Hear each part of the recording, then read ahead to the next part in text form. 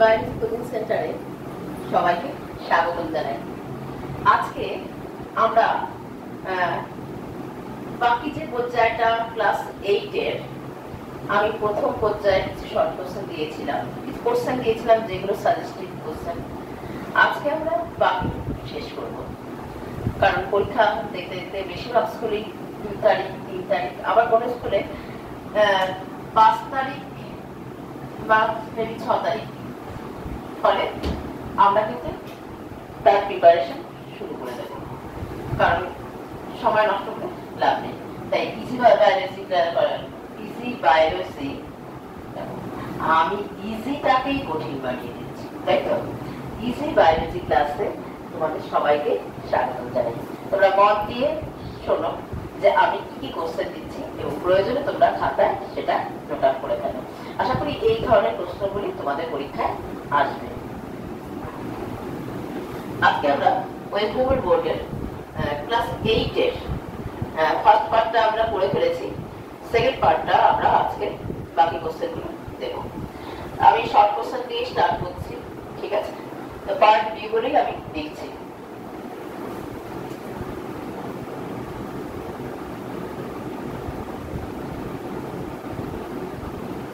এক নম্বর কোশ্চেনটা যেটা লিখছি যে অ্যামিবার গমন অঙ্গ কি হবে? ফলপথ।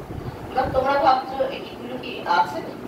হ্যাঁ, ওইটা যদি খুব ভালো করে ফুটিয়ে পড়ো তাহলে এই পয়েন্টগুলো চোখে আসবে। আমি ধরেই নিচ্ছি খুব খুঁটিয়ে কোশ্চেন করবে, সেই অনুযায়ী আমরা প্রশ্নপত্রকে সাজাবো, ঠিক আছে? আর এই কোশ্চেনের সাথে সাথে কিছু কিছু শর্ট কোশ্চেনের অ্যান্সারও কিন্তু পড়িয়ে দেবো তোমাদের। জীব জগতের সবচেয়ে বড় কোষ কি হবে? উট পাখির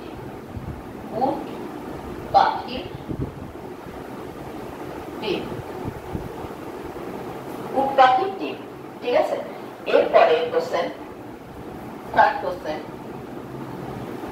আমাদের দেহে সবচেয়ে বড় কোষ কি হবে? অ্যান্সার স্নায়ু কোষ। 4 নাম্বার, দেখো আমরা যদি খুব সময় বইয়ের মধ্যেই দেখো পরপর রয়েছে, তোমরা দেখেওছ হয়তো, আর সেখানে দেখবে চোখের ক্ষেত্রে কি রয়েছে। চোখের ক্ষেত্রে দেখা যায় রেটিনাতে চোখের যে বিভিন্ন লেয়ার গুলো আছে তার মধ্যে 3টে লেয়ারের মধ্যে সবচেয়ে ভেতরে রয়েছে রেটিনা। এই রেটিনা কি দ্বারা গঠিত? রেটিনা রড কোষ ও কোন কোষ দ্বারা গঠিত। তাহলে আমরা লিখি রেটিনা মানে চোখের রেটিনা রড কোষ ও কোন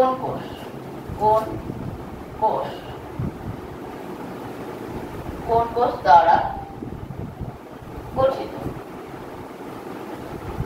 এখানে আমরা একটু মুছে দিয়ে রড কোষের গঠনটা লিখি দণ্ডাকার, আর কোন কোষের শাঙ্কবাকার বা শঙ্কু আকৃতি, শাঙ্কবাকার। এবার কিছু কিছু সময় রড কোষ আর কোন কোষের পার্থক্য আসে। রড কোষ আর কোন কোষের পার্থক্য যদি আসে তাহলে রড কোষ দণ্ডাকার আর কোন কোষ শাঙ্কবাকার। রড কোষের মধ্যে রোডোপ্সিন থাকছে, কোন কোষে আয়োডোপ্সিন থাকছে। রড কোষ কম আলোতে দেখতে সাহায্য করে আর কোন কোষ উজ্জ্বল আলোতে দেখতে সাহায্য করে। আশা করি এই 3টে পার্থক্য লিখলে হয়ে যাবে, ঠিক আছে? 5 নাম্বার কোশ্চেন, আমরা কি কোশ্চেন দেই বলতো? ভাবে করা থাকে। দেখো উদ্ভিদ কলা উদ্ভিদ কলা আমরা এখানে দেখছি দুভাগে ভাগ করেছে, একটা ভাজক কলা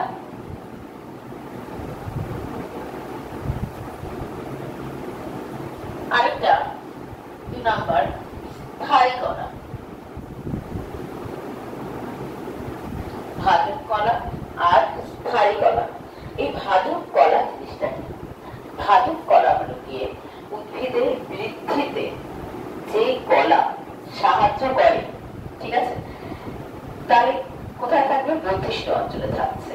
ভাজক কলা পার্শ্বীয় অগ্রস্থ ভাগে থাকছে, তার মানে গাছের লম্বায় বৃদ্ধি, প্রস্থে বৃদ্ধি এবং মূলের বৃদ্ধিতে সাহায্য করে উদ্ভিদ কলা, যেটাকে আমরা বলছি ভাজক কলা।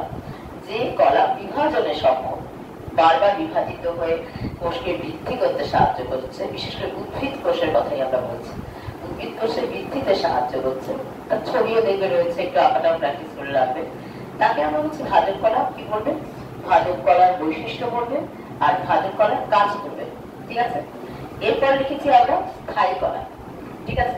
স্থায়ী কলা হলো ভাজক কলা বিভাজিত হতে হতে যখন আর বিভাজন ক্ষমতা থাকছে না তার, তাকে আমরা বলবো স্থায়ী কলা, ঠিক আছে।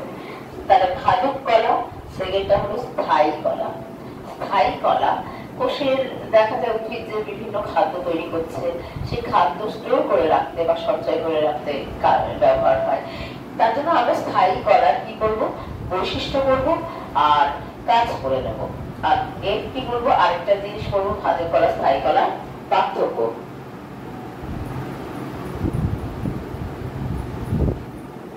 ঠিক আছে, এবার আমরা এটুকু মুছে দিচ্ছি।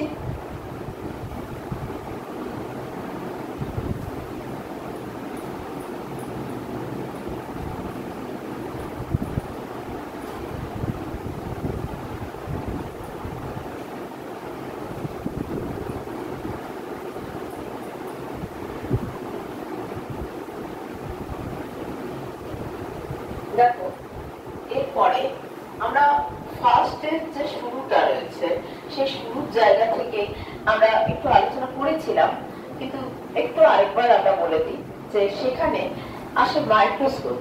আমরা ছোট ক্ষুদ্র ক্ষুদ্র যে সেলগুলো রয়েছে, হ্যাঁ, সেই সেলগুলোকে দেখতে পাই মাইক্রোস্কোপের সাহায্যে। তাহলে মাইক্রোস্কোপ, মাইক্রোস্কোপ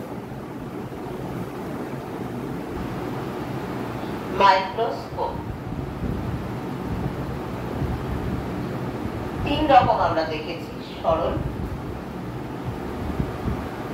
2 নাম্বার হলো যৌগিক,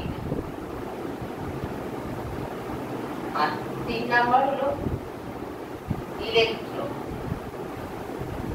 এটা সবচেয়ে সক্রিয়। যখন ক্ষুদ্রাতি ক্ষুদ্র জিনিস দেখা হয় সেটা ইলেকট্রন মাইক্রোস্কোপে দেখা হয় থাকে। পরীক্ষার জন্য আমরা কিন্তু মূলত যৌগিক আর ইলেকট্রিক মাইক্রোস্কোপের যে পার্থক্য সেটা একটু পড়ে রাখবো, বা বৈশিষ্ট্য একটু পড়ে রাখবো, ঠিক আছে। তাহলে মাইক্রোস্কোপকে আবিষ্কার করছে নল ও পুস্কা, আবিষ্কার করেছে, ঠিক আছে। কোষকে আবিষ্কার করছেন কোষ কাকে বলে আমরা জানি। কোষ কাকে বলে? কোষ হলো জীবের গঠনগত ও কার্যগত এককে আমরা কোষ বলি। কোষের ক্ষেত্রে আমরা কি করতে হয়েছিল? কোষের ক্ষেত্রে কোষ পর্দা আর কোষ প্রাচীরের পার্থক্য, ঠিক আছে। আর এখানে কোষের ক্ষেত্রে আমরা কোষীয় অঙ্গাণু কি করবো? কাজ ভালো করে করবো। ছবি মাইটোকন্ড্রিয়া, ছবি মাইটোকন্ড্রিয়া ও নিউক্লিয়াস।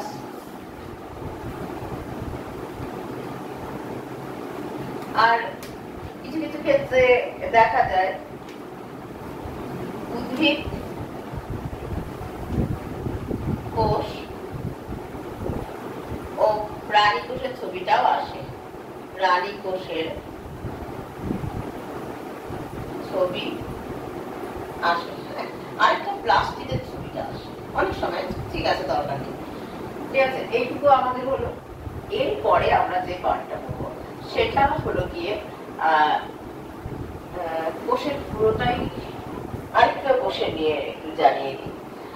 উদ্ভিদ কোষ, আমরা না উদ্ভিদ কোষ আর প্রাণী কোষের পার্থক্যটাও, উদ্ভিদ কোষ আর প্রাণী কোষের পার্থক্য করব। উদ্ভিদ কোষ আর প্রাণী কোষ। আরেকটা জিনিস পড়বো, সেটা হলো গিয়ে তোমার পড়বো প্রোক্যারিওটিক আর ইউক্যারিওটিক কোষের পার্থক্য। ক্যারিওটিক ও ইউক্যারিওটিক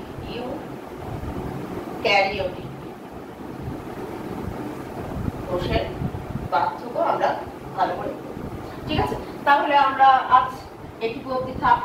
এই জিনিসগুলো তোমরা নোট করে নাও এবং খাতায় সেগুলো চেষ্টা করবে লিখে ফেলতে এবং আঁকাটা প্র্যাকটিস করবে, কারণ এই যে তোমাদের পরীক্ষা সেটা কি হবে 15 ফিজিক্যাল সায়েন্সে রয়েছে 15 আর লাইফ সায়েন্সের পার্টে কিন্তু 15 থাকছে। এই 15-এর মধ্যে আঁকা থাকবে, শর্ট কোশ্চেন থাকবে, 2 নাম্বারের কোশ্চেন থাকবে। তো সেই মধ্যে থেকে তো বেছে বেছে কোশ্চেনগুলো অ্যান্সার দিতে হবে তো, তাই? ঠিক আছে, সাথী ক্লাস আজকে এখানে শেষ। যদি ক্লাস ভালো লাগে তাহলে একটা শেয়ার, লাইক আর সাবস্ক্রাইব করে রাখবে। Thank you.